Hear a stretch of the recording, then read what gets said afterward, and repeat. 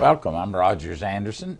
As we travel around our county today and meet new faces and new programs that we have, we've got a new individual, not new, but been around a while. Went around a while. Dwayne Perry, many of you know, has just recently retired out at the Ag Expo location, and through the University of Tennessee over the last several years, Matt Horsman has been with us and working in different variety of jobs, and so he's taken over the role as Dwayne Perry has been there many years, done an outstanding job. So welcome. Thanks for being with us today. I appreciate it. And when you mention role, it's hard to define what a role is. I'm quickly learning that Dwayne had more than one role. He wore a lot of hats, didn't he? Exactly. And I'm quite sure most of them weren't in the job description, but I think that's the pleasure of the job as well. Matt, it's not hard to look at your face and see you're a lot younger than I am. So let's kind of go back in history. And where did you come from? Tell us a little bit about your past. What were your interests? How did you wind up in the role and the job you're doing today? There's probably parents and folks out there wanting to know, well, that might sound like a good occupation for me to do in a few years. It was. I kind of grew up in Illinois. We were on a commercial row crop farm, and we had a little beef cattle. Any area that you couldn't farm, put row crops in there. We threw some beef cattle out there, and we had some horses. So I had a very diverse lifestyle, and so I got to appreciate agriculture at that point. Now, I still love sports as well, but I found a time to really make them both mesh. But I still always had that passion for agriculture, and that took me on into school, where we went to the University of Illinois, studied animal science, actually animal behavior. And then that took me to Western Kentucky University because there was a gentleman there that was kind of specialized in animal behavior, so I followed him there. I did a little master's work, and then at that point I was out in the job world, so I had to make a decision. And so I ended up at the Purdue University working for the USDA and a little bit of animal welfare. So the job never really was an option for me. I always wanted to do animals, something in animals, and trying to figure out what that was, because that's a little bit more difficult. As we've kind of grown out of the agriculture society, we lose a little bit every year, but it's still very important, so I really wanted to maintain that. And so I was working for the USDA there, and I got married. And my wife was working down here. Her parents retired down in this area. And we spent 6 months, and I'm living up there in Indiana, and she's living down here, and I think one of us had to decide who's going to move. And I came down here for one weekend. It was a beautiful weekend. I think it was during the fall. That's why you're in Tennessee, is for the falls. And I kind of fell in love with it, and so we decided this was the place that we kind of wanted to go. And so we ended up here. And, you know, kind of a unique story. We moved around quite a bit when we were looking for jobs. We'd been in Seattle and Indiana and Kentucky. And when my wife ever asked me, well, are you ready to go home? And I said, yes. And I was referring to Sullivan, or kind of where I grew up in Illinois. And, you know, a couple years ago, my wife asked me, well, are you ready to go home? And I said, yes. And she knew I was referring to Williamson County. And so I think we kind of found where we really wanted to be and call our home from now on. So we're happily here. I've took a job with the UT Extension Service 5 years ago. And that gave me an opportunity to mask a lot of the skills that I have, which I have an intense desire to work with agriculture, but then it gave me a desire to try to work with some other things on down my line where I could really start to challenge myself to figure out different ways to make unique opportunities to combine with agriculture and this unique community that we have here. And so that's been a real challenge that I've looking forward to taking on down the line here. I noticed your eyes are drooping a little today. Is there a reason for that? Well, I'll tell you what, it's been a whirlwind last February. Between the storms, unique opportunity, which, don't get me wrong, I kind of enjoy the winter weather, being from Illinois, and then the unique opportunity for this job. And I've got a newborn sleeping around the house. I've got a 2-year-old as well, and so the combination of a newborn and a 2-year-old kind of feeding off each other. One wakes the other up, and then they both start going. But it's been an ultimate pleasure. You know, we've really enjoyed having 2 girls in the house. And a lot of people say you're crazy, but I kind of enjoy having the girls. One of them calls herself a shopping diva. I don't know what that means on down the line, but I'm really enjoying it right now. You know, when you were describing your love or passion that you have, you used the term animal behavior. Animal behavior, yeah. You won't have to broaden that definition out for a few of us. And it kind of is. You kind of have to look at it what it is.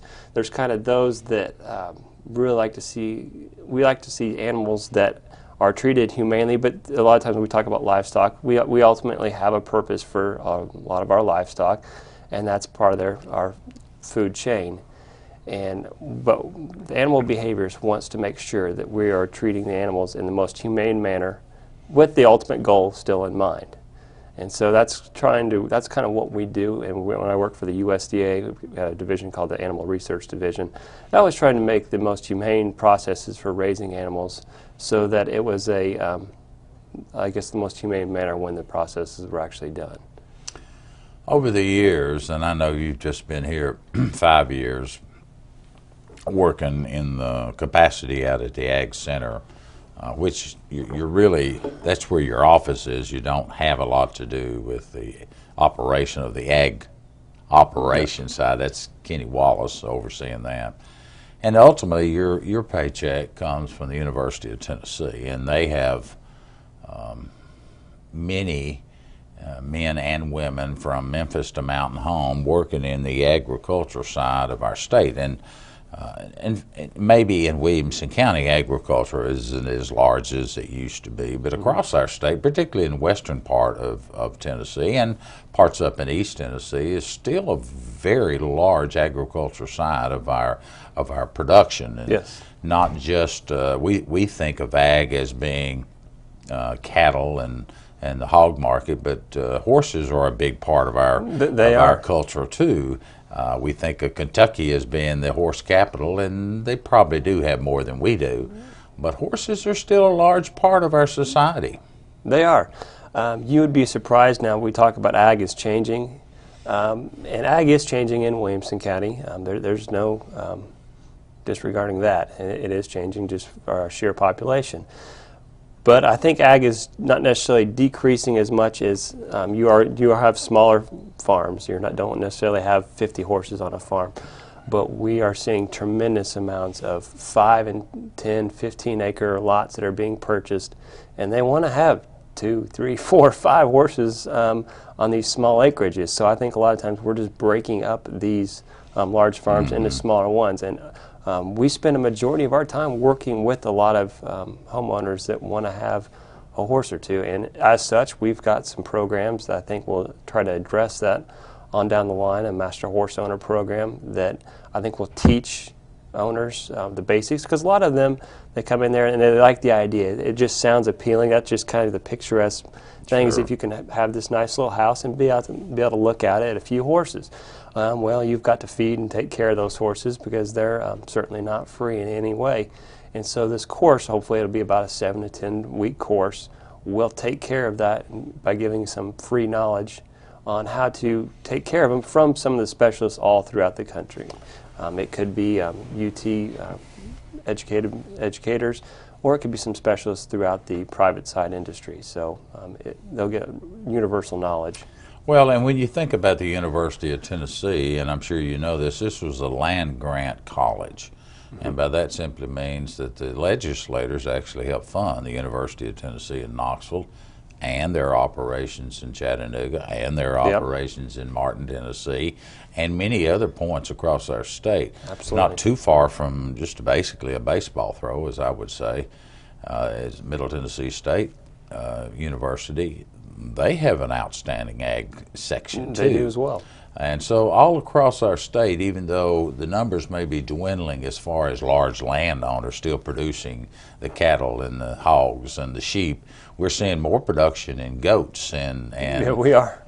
Even in our county, I was amazed at looking at some statistics the other day, just how much of our population is dealing with goats and what that means. But my question I want to throw at you is the role of the University of Tennessee and what it means to agriculture across this state. Commissioner Johnson, who's originally hails from Columbia, Tennessee, who's very involved. He's commissioner and was appointed by the governor. still takes a very active role in agriculture as we continue to progress. Even in Williamson County and all of our upscale living and high-end buildings and programs like the extension side, the ag side continue to grow and flourish here in our county. They do. And a lot of it's because the information that we provide and the way that we provide it. I mean, the extension, we like to think of ourselves as kind of like an extension cord for the University of Tennessee. We are research-based education and information from UT down to all across the 95 counties throughout Tennessee. And so so people come to rely that whenever they come to the extension office, especially the one in Williamson County, that you're getting information that's unbiased. It's information that is just research-based. And so we can give you an opinion on what we think you should actually do, or we can utilize all the specialists we have throughout the entire state, which is really a tremendous asset to have.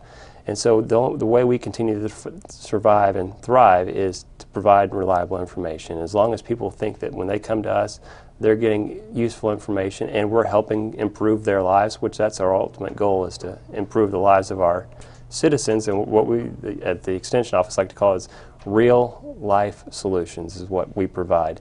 And as long as we can continue to do that, I think we're going to be an extremely viable asset as time goes on. And many programs are offered at the Ag Park, not just in the evening hours when address a lot of the working people that want to do, from the Master Gardeners programs to several of the beef programs that we have, but a lot of children's programs go on out there all day long. It never ends, and as we get in, we'll talk a little bit about Extension Month, but one of the questions posed to us at a recent meeting was, well, what are you guys going to do for Extension Month? Are you guys going to have a big party or sometime for everybody to come in and see? And I said, all you have to do is come out to the Ag Park on a Monday or Tuesday, or anytime during the week, but especially a Monday or Tuesday. We've got 4 or 5 or 6 different things going on at one time, and it's not just youth. There are all kinds of adult programs. I think we counted on Tuesday, we had 2 different simultaneous meetings going on. In one room, we were out just sitting in the stands of the Ag Park. We had another event going on actually on the floor of the arena, and then we were using all the rooms that the Ag Park had available. So there are lots of different programs, especially on the adult side.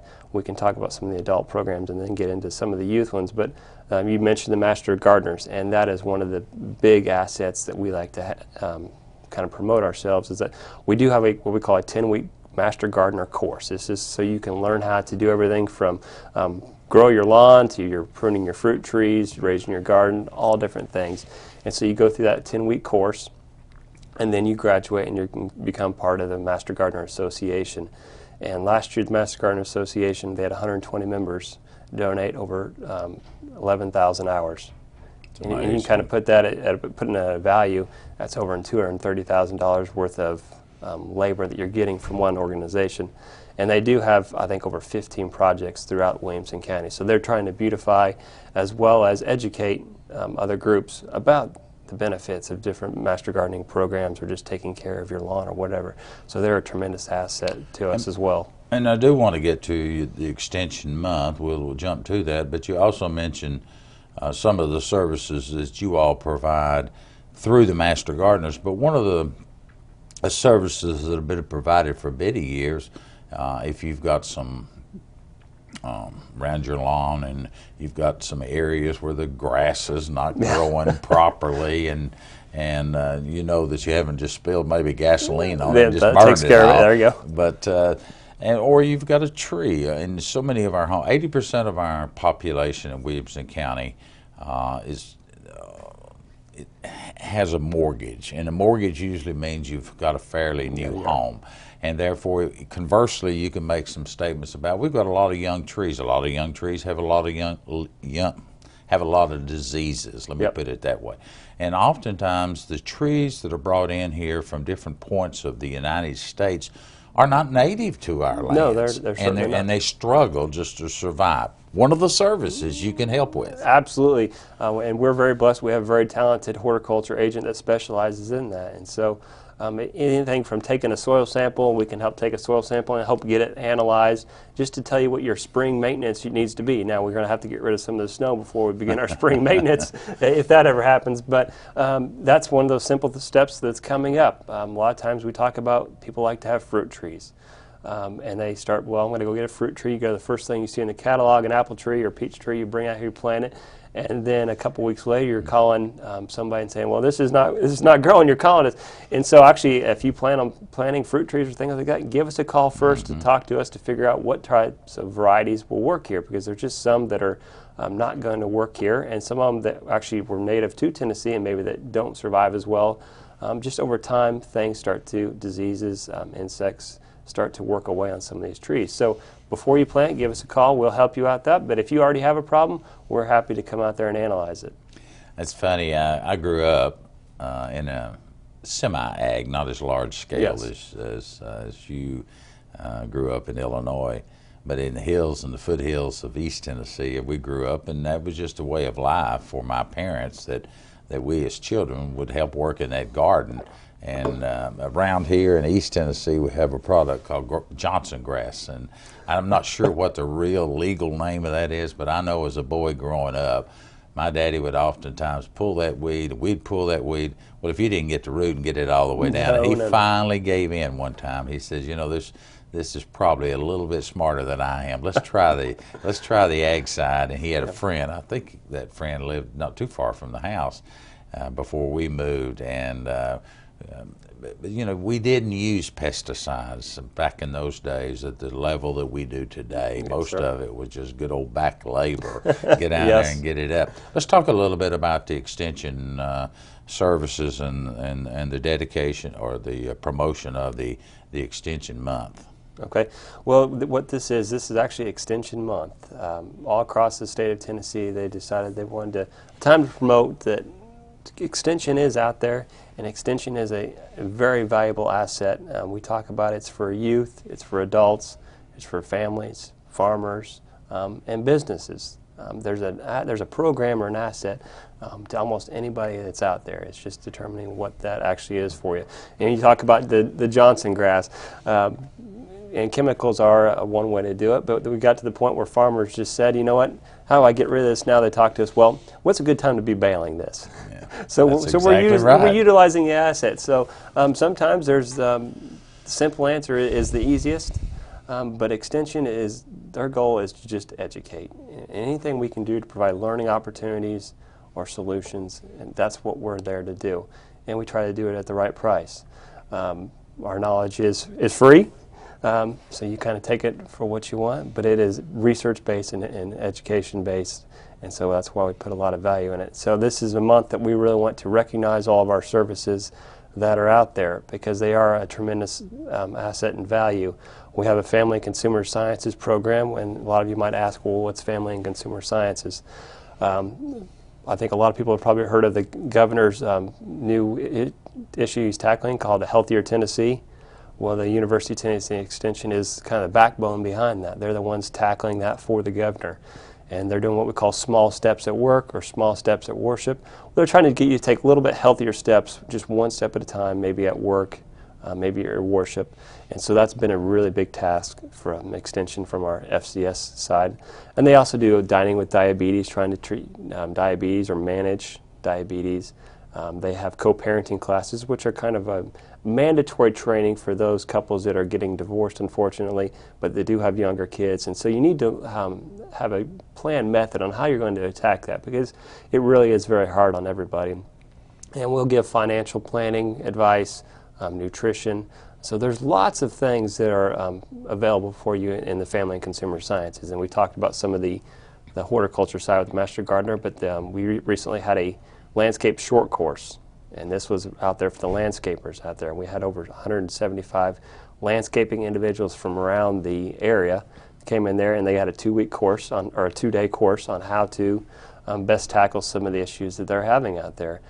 It's grown year after year after year. We have to actually turn them away based on the size that it's become. So they're realizing the asset that is as well. And then we have our beef program. We talk about that. It's kind of been the backbone of Tennessee. And you would think that we talk about Williamson County keeps expanding, that agriculture, beef agriculture, is probably in the decline. Well, our program, we've not seen that. We just completed the 10th year of our Master Beef Series, which is a 10-week course trying to teach our farmers and beef producers how to raise a environmentally sustainable, high-quality cattle for the right price. And that's been a very valuable asset. Now, individuals that complete this 10-week course are eligible for what we call Ag Enhancement, which is kind of a little bit of a cost sharing to get them to improve on their standards of beef quality. And we completed this 10th year, and we've had over 400 individuals apply for Ag Enhancement and get over $1.5 million from the state. That's amazing. It truly is, and you look at the value as $1 invested in Ag Enhancement is a return of nearly $4. So if you look at that, I mean, you're talking about $6 million or so of investment from the Tennessee Department of Agriculture to Williamson County. And so it's not declining. I think our farmers are improving in the quality. They're improving in their efficiency in raising cattle. So it's been a really big benefit. And especially when we talk about locally raised animals, there's quite a few farmers that are raising locally raised beef. And you look at all the farmers markets, you're starting to see quite a few of them popping up. And I think that's what the citizens want. And they want to see the animals are raised humanely. They want to see them that they're raised locally without a lot of the issues that we start to see on the commercial side. And our producers are doing that. And a lot of this program has helped. Matt, before we get too far into the show, we need for you to give the telephone number and the website where they can find you, and they'll put it on the bottom of the TV series here. But if you know the phone number, we got to have these folks calling out there. We do, and we're well staffed to. And how do they get a hold of you? Absolutely, you can call 615-790-5721. That will take you out to our office, which is located at the Ag Expo Park. We are great partners with the Ag Expo Park, led by Mr. Kenny Wallace. That's where our office is at 4215 Long Lane in Franklin. And then you can visit our website at tennessee.extension.edu. I know you've got a staff out there that's second to none. Absolutely. They provide a lot of these services. Absolutely. We've actually been very fortunate for the extension in Tennessee, especially in Williamson County. I think, and you could probably even tell me even better, but I believe over the last 50 or so years, probably even longer than that, we've only had 2 directors in this county, which is quite amazing when you talk about any job, let alone extension, to have 2 directors, and Mr. H.Y. Beeler and Mr. Dwayne Perry to be the leaders. And so they have built a program where people know, and it's not just the University of Tennessee, they know that when they come to that office that they're getting reliable information and they're getting the highest quality staffs. And they have built a very high quality staff. I'm very fortunate to be able to walk into that, but it doesn't matter where the area is, 4-H, FCS, adult, we've got the quality individuals to do it. And a lot of our 4-H programs are a tremendous atonement to that. We've got 5 minutes. Okay. And I know we're trying to get it all in. Maybe the best solution is at some future date we have you back and talk a little deeper in depth on some of these programs that we've got. But in the time that we've got remaining, what would you like to share with this viewing audience? Well, one of the things that I have not got to talk a little bit about, and hopefully maybe we'll come back and talk a little bit more in depth, is the 4-H program, because that is partly what has built a lot of the successes that we have. Is people, young individuals, have come up through our programs and then realize what the tremendous asset it is. And we have the second to none 4-H program, which is the youth component of the University of Tennessee. It is an affiliate of UT. And so whether it's an ag side, both our livestock and our horse programs are by far the largest and most active and most successful programs in the state. And so that does bring tremendous recognition to our county, because people all throughout the state are jealous, quite frankly jealous, of what we're able to bring. But we also do things much more than agriculture in 4-H, and that's typically what people think about is agriculture. But we have On My Own, which is financial planning for high schoolers. Financial training. We'll go to any high school and do this financial training. Recently, we just heard 1,400 public speeches, and you got to think that people don't really enjoy that. Well, no, they don't. They don't enjoy public speaking, but we're very good at it. Our county has been recognized throughout the region and the state as being outstanding in that. And we also have a leadership series. that we take individuals all throughout the county, and we bring them in for a 2-day summit and teach them valuable leadership skills for themselves as well as for their peers. But we can get into the 4-H a little bit more in depth, but I just want everybody to kind of recognize the value of extension, that if you have any type of questions, we're there, and we may not know the answer right there on the spot, but we know how to get in touch with the people that do. We have a tremendous net of resources all across the state where we can access the correct answer and give you the best research-based answer that we can give you. I do want to highlight one of the things that you have been involved in for the last several years. We brought the Williamson County Fair back about 10 years ago, and the component in those early days that was put together in putting this fair together, it had to have an ag piece. The Midway provider, Jimmy Drew, who's a friend of all of us, point blank said, in order to have a successful fair, which had been gone from this area for 55 plus years, that you had to have that agriculture side as your mainstay with education, and then you build the rest of your fair. It's natural for a 16, 17, 18-year-old boy to come out to the fair and want to ride with his girlfriend or the girl.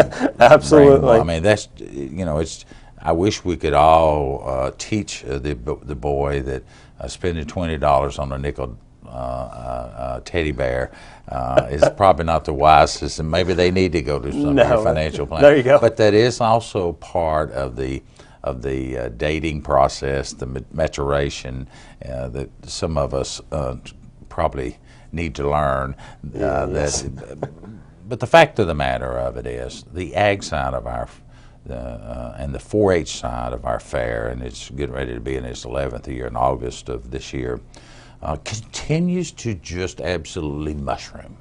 It does, and a lot of that's been the support of the Williamson County Fair. The extension, I think, has always been kind of a part of fairs, and it doesn't matter whether it's out in the county or in the middle of the city. Agriculture has always been a part of it. And a lot of our families have been very dedicated to making the fair an important part of their lives. And so we like to think that by them giving to the fair, that they're able to get something in return. And the fair support has been a tremendous asset.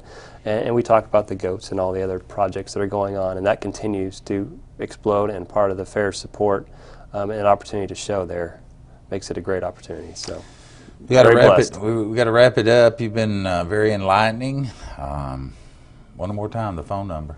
It's 615. I forgot we now have the new 615 number, 615-790-5721. Matt Horsman has been with us, our guest. Call him at that number. Go and see him. Use his expertise. I'll see you around the county. I'm Rogers Anderson. Have a good day.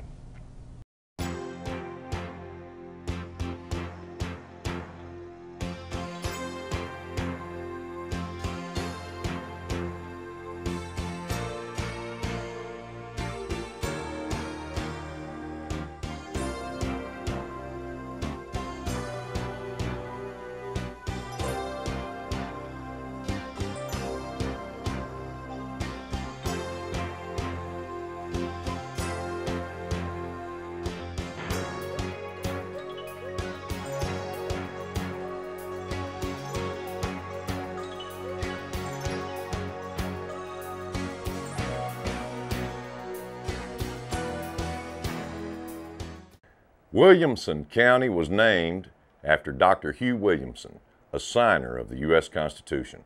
The county was incorporated on October 26, 1799. The official seal was adopted in July 1968. The seal, designed by county historian Virginia Bowman and journalist James H. Armistead, was accepted by Judge Fulton Greer at the July 15, 1968 quarterly court term. It features 4 quadrants representing the diversity of the county. The upper left section depicts a flag and cannon which symbolizes the rich history in the county. The upper right quadrant shows a schoolhouse illustrating the importance of education. The lower left portrays a Bible in front of a church window which represents religion. The lower right segment shows farm animals denoting agriculture. Williamson County is one of 96 counties in the state of Tennessee with an estimated population of over 150,000 citizens.